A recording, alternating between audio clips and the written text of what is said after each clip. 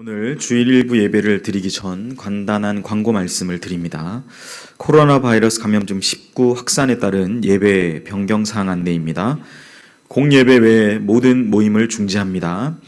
주일 예배 시간을 단축합니다. 찬양곡 축소, 성시교독 생략, 찬양대 제외, 헌금 방법 변경 안내입니다. 헌금 순서가 따로 없으며 입장 시에 헌금함에 넣습니다. 혹 하지 못하신 분들은 나가실 때도 하실 수 있습니다. 오후 찬양 예배는 가정 예배로 대체합니다. 가정 예배 순서지가 오늘 주보에 삽지되어 있습니다.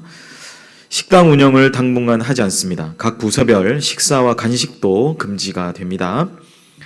수요 일부 예배는 2부와 통합하여 드립니다. 금요 기도회는 개인 자유 기도회로 대체합니다. 예배 참여 시에 마스크 착용 또 손소독제를 이용해서 소독을 실시한 후에 입장해 주시기를 바라며 예배 중에도 마스크를 계속 착용해 주시기를 바랍니다. 예배당 입장 시에 교인 확인 절차를 실시합니다. 이단 단체에서 지금 예배가 이제 본인들 예배당에 못 드리기 때문에 각 지역 교회로 들어와서 예배를 드린다고 해서요. 예배당 입장에서 교인 확인 절차를 실시하오니 양해해 주시고 새 가족은 당분간 예배에 참여하실 수가 없습니다. 본당 좌석은 찬양대석을 포함하여 자유롭고 여유롭게 이용해 주시기를 바랍니다. 감염증 예방과 또 확산을 막기 위한 조치이오니 성도님들의 많은 이해 부탁을 드립니다. 답답하시더라도 마스크를 착용하시고 예배 드리시기를 바랍니다. 결혼 안내입니다. 우리 청년부 이영석 군과 황송희 양의 결혼 예식이 29일 토요일 오전 10시 목동에 소재한 로프트 가든 344에서 있습니다. 다른 광고는 주보를 참고해 주시기 바랍니다. 이 시간 다 함께 자리에서 일어나셔서 묵도하심으로 주일 일부 예배를 하나님께 드리시겠습니다.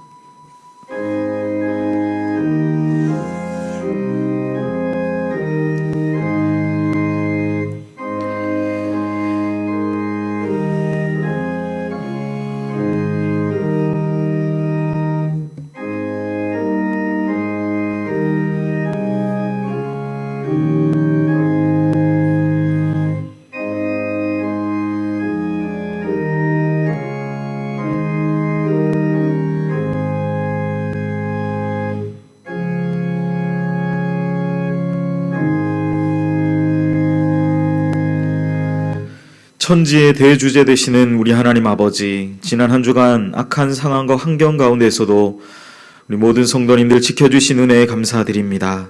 거룩한 주의 날 기쁨으로 아버지 앞에 나아가는 모든 연희의 성도들에게 크신 은총을 내려주시며 또한 비록 참석하지 못한 교우에게도 동일한 은혜를 내려주시옵소서.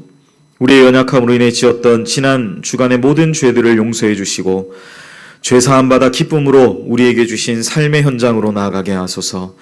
새롭게 시작되는 한 주간 하나님과 동행하기를 기뻐하는 우리 모두가 되게 하소서. 이 모든 말씀 예수님의 이름으로 기원하옵나이다. 아멘. 다 같이 신앙 고백하겠습니다.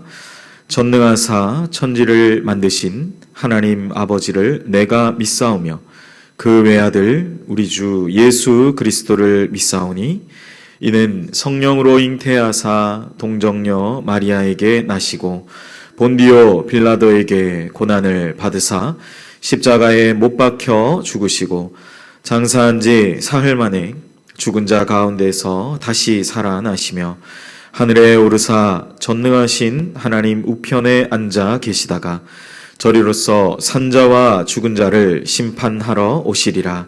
성령을 믿사오며 거룩한 공회와 성도가 서로 교통하는 것과 죄를 사하여 주시는 것과 몸이 다시 사는 것과 영원히 사는 것을 믿사옵나이다. 아멘. 자리에 앉으시겠습니다. 찬송가 42장 거룩한 주님께 1절과 4절만 찬양하신 후에 이응택 장로님 우리를 대표해서 기도하시겠습니다.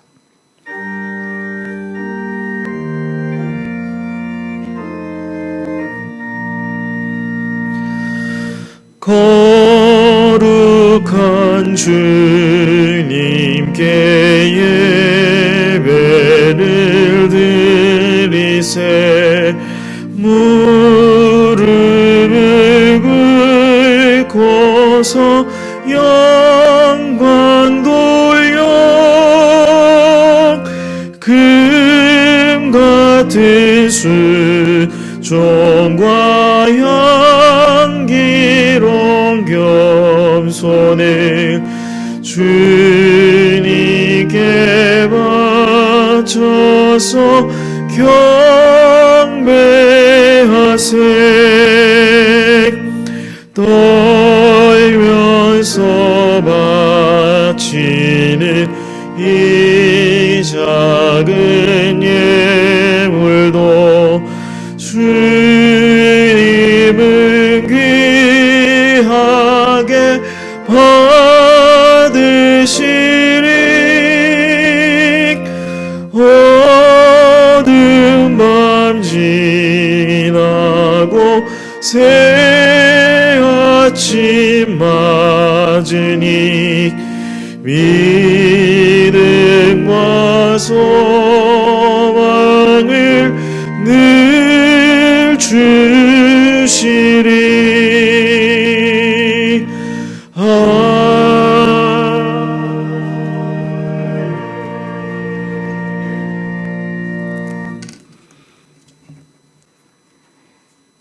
예수님의 부활을 기념하는 주의 날 일부 예배자로 인도하여 주신 하나님 아버지께 감사와 찬양과 영광을 올려드립니다. 신령과 진정으로 드리는 우리 예배가 오직 하나님께만 영광 돌리는 예배되게 하여 주시옵소서. 지난 일주일 동안도 하나님의 인도하심과 보호하심에 우리들을 지켜주심을 감사드립니다. 그러나 우리들은 육신의 정욕과 안목의 정욕, 이생의 자랑, 두 마음을 품고 살아온 저희들입니다. 저희들을 불쌍히 여겨주시고 긍휼을 베풀어 주시사 용서하여 주시옵소서. 하나님의 선하시고 기뻐하시고 온전하신 뜻을 잘 분별하는 우리 모두 되게 하여 주시옵소서. 하나님, 우리나라가 코로나19 전염병으로 확진자들이 급증이 되고 사망자들이 나오면서 불안과 두려움에 온 나라가 공포에 처해 있습니다. 내 영혼아, 내가 어찌하여 낙심하며 어찌하여 내 속에서 불안해하는가? 너는 하나님께 소망을 두라. 그가 나타나 도우심으로 말미암아 내가 여전히 찬송하리로다는 시편 기자의 고백이 우리 믿음의 고백이 되게 하여 주시옵소서. 애통하는 간구하는 성도들의 기도를 들어주시소. 코로나19 전염병으로부터 우리들을 지켜주시고 보호하여 주시옵소서. 날마다 우리 앞에 어려운 일들이 있을지라도 우리를 향하신 하나님의 계획 속에서 이루어가는 과정임을 확신하고 믿음의 삶을 살아가는 우리들 되게 하여 주시옵소서. 오늘도 하나님의 말씀을 전하시는 안인선 목사님에게 영육간에 강건하게 하시고 30배, 60배, 100배 열매로 하나님께 영광 돌리는 우리 모두 되게 하여 주시옵소서. 이 모든 간구를 우리를 죄에서 구원하여 주시며 영원한 하늘나라까지 인도하여 주시는 우리 주 예수 그리스도의 이름 받들어 기도드리옵나이다. 아멘.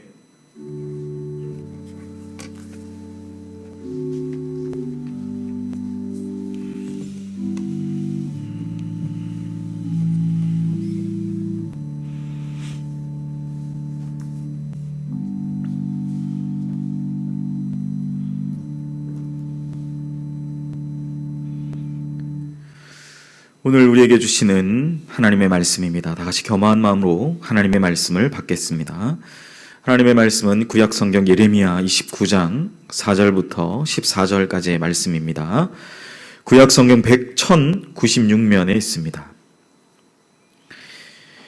예레미야 29장 4절부터 14절까지 말씀, 제가 여러분을 대신하여 봉독하여 올립니다. 만군의 여호와 이스라엘의 하나님께서 예루살렘에서 바벨론으로 사로잡혀 가게 한 모든 포로에게 이같이 말씀하시니라. 너희는 집을 짓고 거기에 살며 텃밭을 만들고 그 열매를 먹으라. 아내를 맞이하여 자녀를 낳으며 너희 아들이 아내를 맞이하며 너희 딸이 남편을 맞아 그들로 자녀를 낳게 하여 너희가 거기에서 번성하고 줄어들지 아니하게 하라. 너희는 내가 사로잡혀 가게 한 그 성읍의 평안을 구하고 그를 위하여 여호와께 기도하라. 이는 그 성읍이 평안함으로 너희도 평안할 것임이라. 만군의 여호와 이스라엘의 하나님께서 이같이 말씀하시니라. 너희 중에 있는 선지자들에게와 점쟁이들에게 미혹되지 말며 너희가 꾼 꿈도 고지 듣고 믿지 말라. 내가 그들을 보내지 아니하였어도 그들이 내 이름으로 거짓을 예언함이라. 여호와의 말씀이니라. 여호와께서 이와 같이 말씀하시니라. 바벨론에서 70년이 차면 내가 너희를 돌보고 나의 선한 말을 너희에게 성취하여 너희를 이곳으로 돌아오게 하리라. 여호와의 말씀이니라. 너희를 향한 나의 생각을 내가 아나니 평안이요 재앙이 아니니라. 너희에게 미래와 희망을 주는 것이니라. 너희가 내게 부르짖으며 내게 와서 기도하면 내가 너희들의 기도를 들을 것이요 너희가 온 마음으로 나를 구하면 나를 찾을 것이요 나를 만나리라. 이것은 여호와의 말씀이니라. 나는 너희들을 만날 것이며 너희를 포로된 중에서 다시 돌아오게 하되 내가 쫓아보냈던 나라들과 모든 곳에서 모아 사로잡혀 떠났던 그곳으로 돌아오게 하리라. 이것은 여호와의 말씀이니라. 아멘. 이 시간 안인선 목사님 나오셔서 헌금을 위해 기도해 주시고 나의 생각이라는 제목으로 은혜의 말씀 전해 주시겠습니다. 기도하시겠습니다.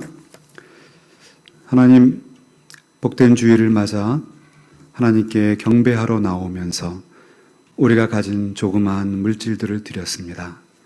다양한 제목으로 드린 손길들이 있사오니 기억하시고 그 물질이 30배, 60배, 100배의 결실이 되게 하시며 드린 그 기도의 제목대로 응답하여 주옵소서. 하나님, 민족적으로 어려운 이 시기에 이 민족과 특별히 주의 자녀들, 우리 연희의 가족들을 지켜주시기를 간절히 원합니다. 하나님, 오늘 말씀을 들을 때에 말씀과 더불어 역사하시는 성령께서 우리와 함께 하신 줄로 믿습니다. 예수님의 이름으로 기도합니다. 아멘.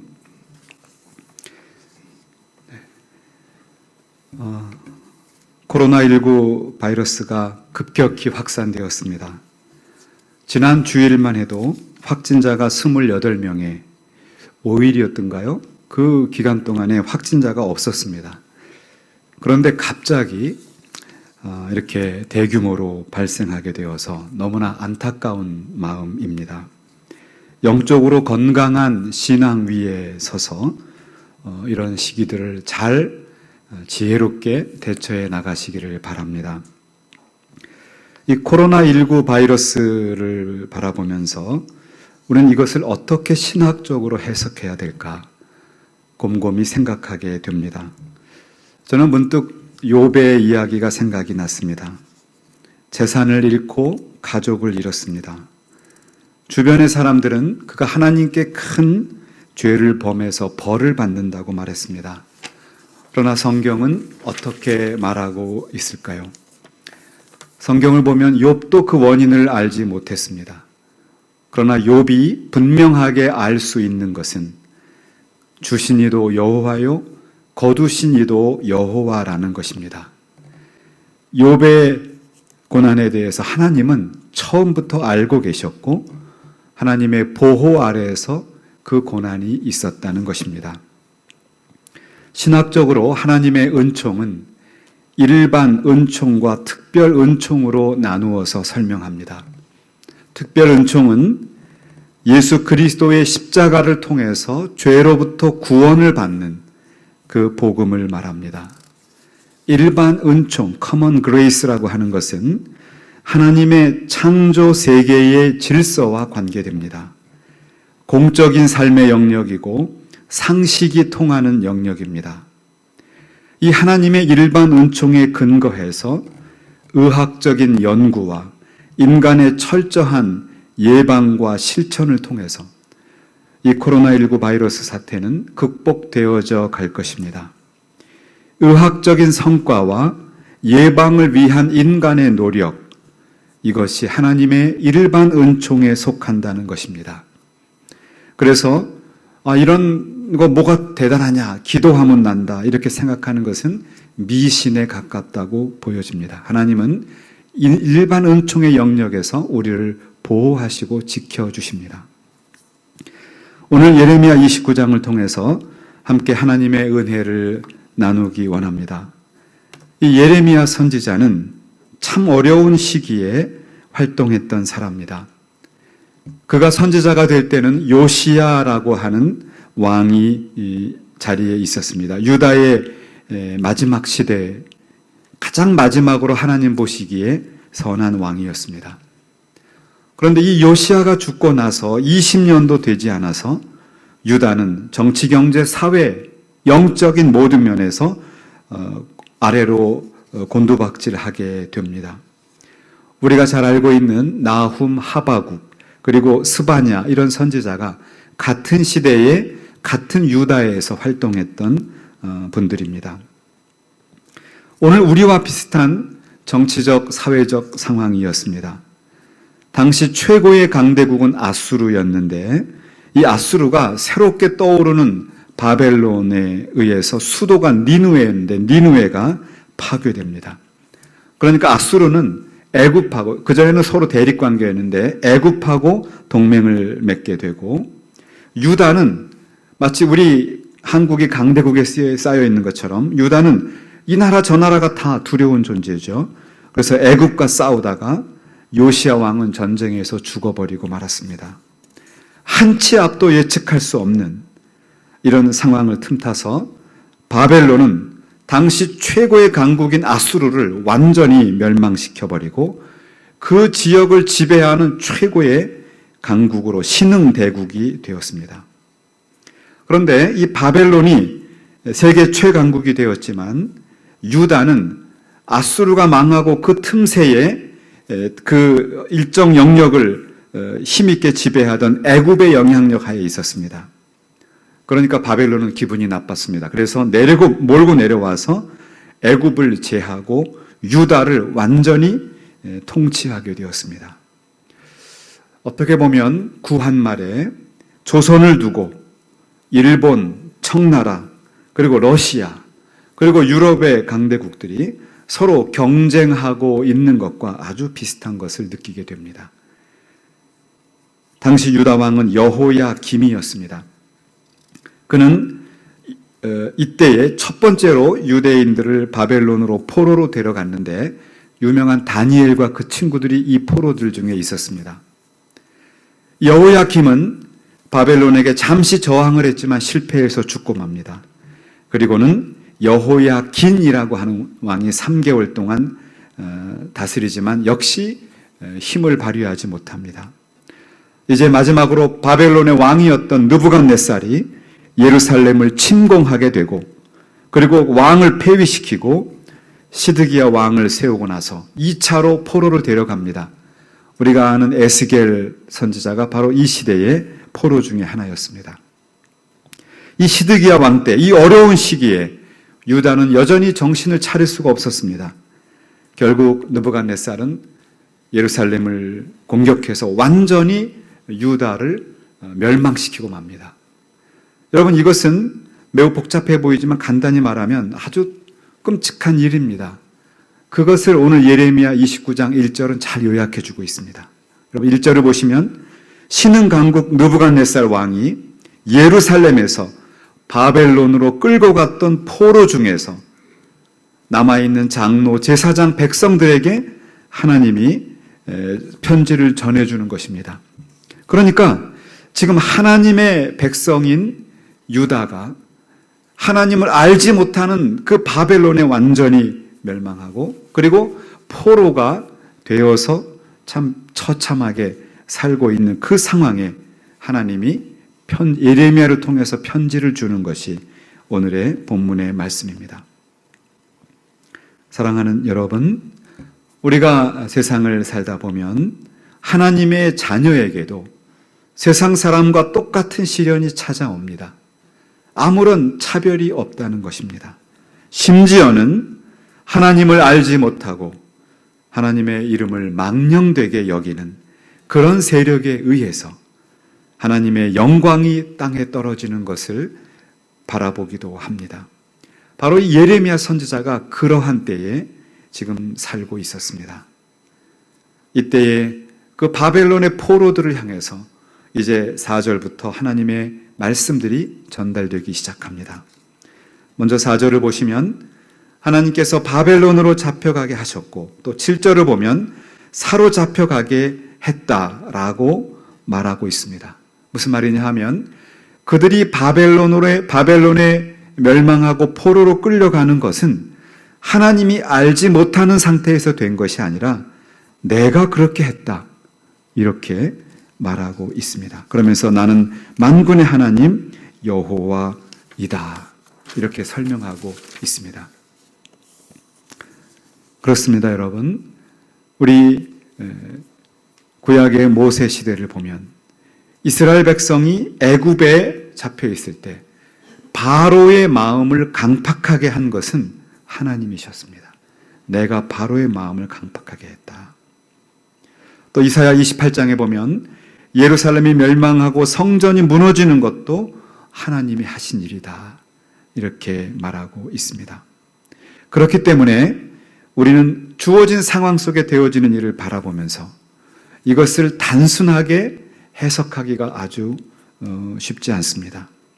그러나 한 가지 확실한 것은 이 모든 일은 하나님의 영역 안에서 되어진다는 것입니다.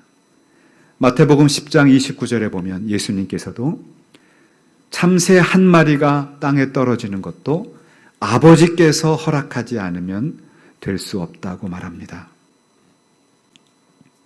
우리의 환경이 어떠하든지 그 환경 자체를 보면 우리는 두렵고 하나님이 왜 일하지 않는가, 그러한 염려가 있을 수 있습니다. 그러나 그 배후에 이 모든 일을 조율하고 통치하시는, 우리가 그 이유와 그 과정과 결과를 우리는 알지 못하지만 분명히 그 모든 일을 주관하시는 여호와 하나님이 계십니다. 그분을 바라보면서 우리는 살아야 할 줄로 믿습니다. 5절에 보시면 그런데 이 바벨론의 포로로 살고 있는 그 유다 백성들에게 하나님은 뭐라고 말씀하시냐면 그 바벨론의 뿌리를 내리고 정착하라고 말합니다. 그리고 그곳에서 아내를 맞이하고 자녀를 낳고 번성하고 줄어들지 말고 살아가라고 말합니다. 여기서 하나님이 말씀하시는 번성하라는 그 말은 어떤 것이 떠오르냐 하면 처음에 하나님이 에덴 동산을 창조하셨을 때 생육하고 번성하라고 하신 말씀이 떠오릅니다. 그리고 하나님이 아브라함에게 내 자손을 번성하게 할 것이다, 그 말이 떠오릅니다. 바로 이 문화 명령, 또한 하나님의 백성의 번성, 이 특별 은총의 영역, 이 두 가지가 같이 융합되어 나타나는 것을 볼 수 있습니다. 그런데 7절에 보면, 7절 이하부터를 보면 그 다음에 나오는 하나님의 편지는 너무 실망스럽습니다.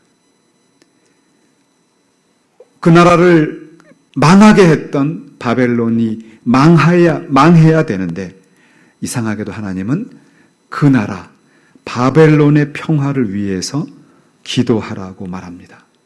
참 이상하지 않습니까? 그러면서 7절을 보시면 7절 한 절 안에 평안이라고 하는 단어가 3번이 계속 반복해 나옵니다.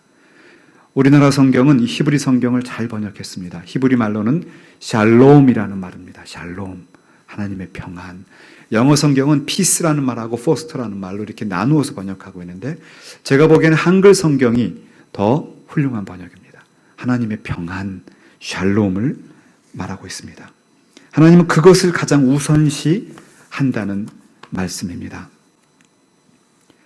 코로나19 사태로 우리의 일상의 삶도 매우 어려워지고 있습니다. 두려움이 엄습해 오기도 합니다.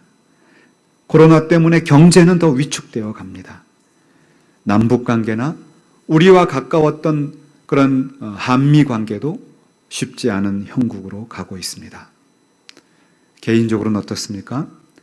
예수 믿는 성도로서 일이 잘 풀리고 내가 성공해서 하나님을 영화롭게 하고 싶은데 오히려 더 실망스럽고 낙심하는 일들이 우리에게 많이 찾아옵니다.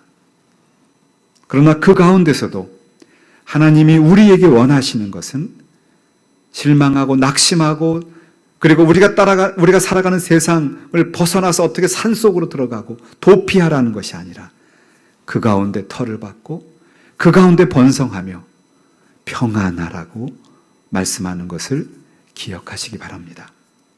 그러면서 8절과 9절을 보면 당시 바벨론 포로였던 유다인을 향해서 거짓 예언하는 사람이 나옵니다. 그들의 말씀은 하나입니다. 곧 바벨론으로 들어간다. 곧 예루살렘으로 돌아간다. 포로를 잡아갔던 그 바벨론은 곧 없어질 것이고 금방 예루살렘으로 돌아갈 것이다 라는 거짓 예언을 하는 선지자가 등장합니다. 28장에 나오는 하나냐라고 하는 선지자였습니다. 우리가 살다 보면 우리가 듣고 싶은 말이 있습니다. 꼭 우리가 원하는 그런 음성이 있습니다. 그런데 하나님 말씀이 아니라 다른 어떤 것을 가지고 우리를 유혹하고 우리 마음을 빼앗아가는 것이 있습니다. 그런데 우리는 하나님의 말씀에 귀를 기울여야 할 줄로 믿습니다. 하나님의 말씀이 무엇을 말하는가? 거기에 우리의 초점이 있습니다. 이제 10절부터는 본격적으로 하나님의 말씀이 등장합니다. 그런데 여기에는 10절부터는 미래형 동사를 씁니다. 하나님은 거짓 선지자와 달리 70년 동안이나 7일이 아니고 7개월이나 7년이 아니라 70년 동안이나 바벨론에 있을 것이다. 그렇게 말하고 이제 70년이 차면 내가 너희들을 돌볼 것이다. 이렇게 말합니다. 여기에 돌볼 것이다라고 하는 말은 이 정확한 직역을 하면 방문할 것이다입니다. visit. 내가 너희들을 방문할 것이다. 70년 동안에 너희가 수치와 고통과 두려움과 압박 가운데 있겠지만 하나님의 정하신 때가 되는 70년이 지나면 내가 너희들을 방문할 것이다. 바로 이 말씀처럼 하나님은 죄와 비참함 가운데 있는 우리들을 그냥 놔두지 않고 하나님의 때가 찼을 때 그의 아들 예수를 통해서 우리를 방문해 주셨습니다. 이것이 성육신 사건입니다. 예수님이 승천하고 나서는 이제 그가 보혜사 성령을 보내서 성령께서 우리를 방문하고 계십니다. 여러분 마음의 문을 여시길 바랍니다. 우리의 심령 가운데 우리 가정과 교회와 이 한국 사회와 우리 삶의 현장 가운데 성령께서 방문하십니다.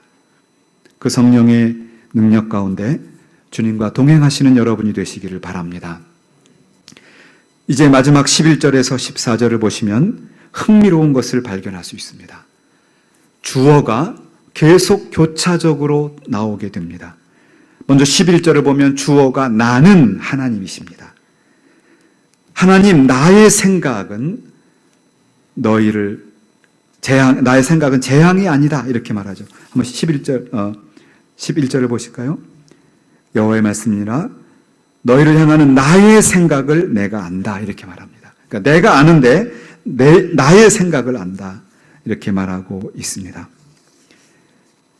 이것을 영어 성경은 또 잘 번역을 해줬는데 나의 계획입니다. My plan. 하나님의 계획을 내가 안다. 이렇게 말합니다. 오늘 설교의 제목이 나의 생각입니다. 그것은 재앙이 아니라는 것입니다. 혹시라도 내가 하나님 앞에 죄를 져서 내가 벌 받는 것이 아닐까? 혹시라도 우리가 어떤 재앙을 지금 당하는 것이 아닐까? 그것이 아니라 하나님은 나의 계획은 재앙이 아니라 평안, 샬롬이라고 가르치고 있습니다.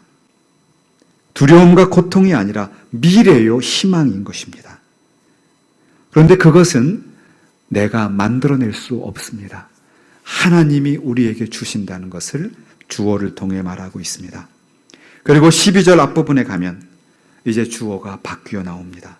너희들은 하나님께 부르짖고 와서 기도하라고 말합니다. 하나님의 계획이 있는데 우리가 할 일은 그냥 아무것도 안 하고 누워서 뒹굴뒹굴 거리는 것이 아니라 하나님께 부르짖고 기도하라고 말합니다. 그리고 나서 12절 하반절에 가면 다시 한번 주어가 하나님으로 바뀝니다. 그러면 하나님께서 내가 들으실 것이다. 이제 13절에 가면 또다시 주어가 바뀌어 나옵니다. 너희들, 바로 우리들을 말합니다. 우리들은 온 마음으로 하나님을 찾으라는 것입니다. 그러면 우리들이 하나님을 찾고 우리들이 하나님을 만나게 될 것이라고 말합니다. 그리고 마지막에 14절에 가면 전체적으로 주어가 다시 바뀌어 나옵니다. 1인칭으로 나는 하나님이 주어가 됩니다. 하나님께서는 우리를 만나 주실 것이고 우리를 돌아오게, 바벨론으로 돌아오게 그렇게 회복시켜 줄 것이라고 결론을 내리고 있습니다. 사랑하는 여러분, 그러면 왜 11절에서 14절 이 긴 절에서 무려 5번이나 나는 너희들은 계속 교대해서 주어를 바꾸어 가면서 하나님이 말씀하고 있을까요? 그것은 하나님은 우리와 관계를 맺기 원하신다는 것입니다. 우리가 어떻게 하든지 하나님은 어떤 방법으로든지 은혜를 주실 수 있습니다. 그런데 하나님은 그렇게 하기를 기뻐하지 않는 것입니다. 하나님의 계획을 명확히 말해줍니다. 그리고서 너희들은 내게 기도하라. 간절히 부르짖어라. 그럼 내가 너희들을 만나 줄 것이다. 그러면 너희들은 나를 만나게 되는 것이다. 그러면서 하나님은 그렇게 되면 내가 너희들을 돌아오게 하고 우리가 살아가는 이 세상의 두려움과 공포와 고난과 고통 중에서 완전히 회복시켜 줄 것이다. 이렇게 말씀하면서 참된 평안을 가르치고 있습니다. 이때 중요한 것은 종말론적인 신앙입니다. 지금 당장 회복시켜 주는 것이 아니에요. 그 때가 언제인지는 오직 하늘 아버지만 알고 계십니다. 그러나 그 때가 되면 70년이 되면 그 70년은 상징적이죠. 우리에게 있어서는 그 하나님의 적절한 때가 되면 우리는 종말론적인 그런 신앙 가운데서 완전히 회복되고 하늘나라 백성의 복락을 누리게 될 것입니다. 말씀을 정리합니다. 사랑하는 연희 성도 여러분, 여러분이 몸담고 있는 포로지는 어디입니까? 우리가 의도하지 않지만 또 우리가 계획하지 않았지만 우리도 모르는 사이에 우리가 서 있는 위치가 있습니다. 스쳐가면서 지나가는 곳이라 할지라도 하나님의 계획이 있습니다. 우리는 그곳에서 하나님의 평안을 위해서 기도해야 합니다. 내가 발을 딛고 있는 그곳의 평안을 위해서 기도해야 합니다. 우리 한국 사회의 평안을 위해서 코로나19 바이러스 사태로 두려움과 고통을 받고 있는 그러한 분들의 평안을 위해서 남과 북이 나누어서 고통당하고 있는 이 현실을 회복시키기 위해서 우리는 기도해야 합니다. 그래야 우리가 평안할 것이니라. 이것이 하나님의 가르침입니다. 그리고는 결론적으로는 궁극적으로는 종말론적입니다.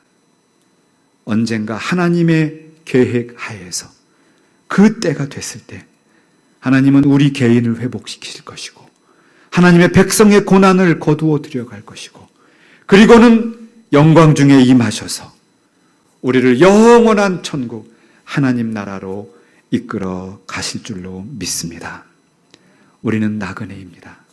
그날을 바라보면서 주님과 교제하고 소통하면서 하나님의 평강 가운데 흔들리지 않는 믿음을 가지고 승리하시는 여러분이 되시기를 우리 주 예수 그리스도의 이름으로 축원합니다. 기도하시겠습니다.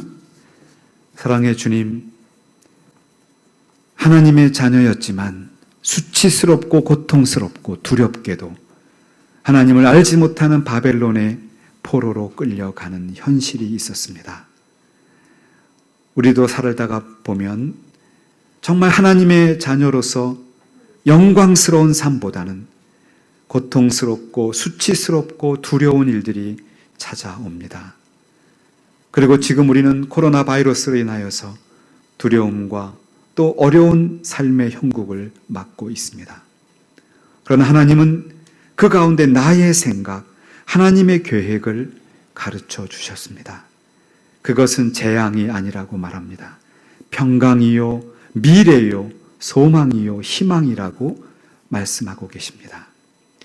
그 하나님의 회복하심을 바라보면서 하나님과 친밀하게 교통하고 하나님과 교제하는 성도들 되도록 도와주시기를 원합니다. 그래서 하나님의 작정하신 그 때가 되었을 때, 이 종말론적인 시점에서 우리를 회복시켜 주시고 그리고 영광스러운 천국의 그 나라로 우리를 인도해 주시옵소서. 그 나라 갈 때까지 우리는 나그네에 불과합니다. 그러나 우리가 서 있는 이 나그네 땅, 이 삶 속에서 이 땅의 평안을 구하며 이곳에 터를 받고 이곳에 하나님의 자녀로 번성하며 이 땅 안에 능력 있게 살아갈 수 있도록 도와주시옵소서. 지금 우리를 둘러싸고 있는 이 코로나19 바이러스와 그로 인한 어려움과 그로 인한 두려움 가운데도 하나님의 자녀들을 보호하시고 하나님의 생각, 평강 가운데 우리를 인도하여 주시옵소서.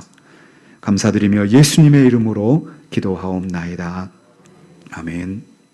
지금은 우리 주 예수 그리스도의 은혜와 하나님 아버지의 크신 사랑과 성령님의 인도하심이 사랑하는 무리 가운데 항상 있을지어다. 아멘.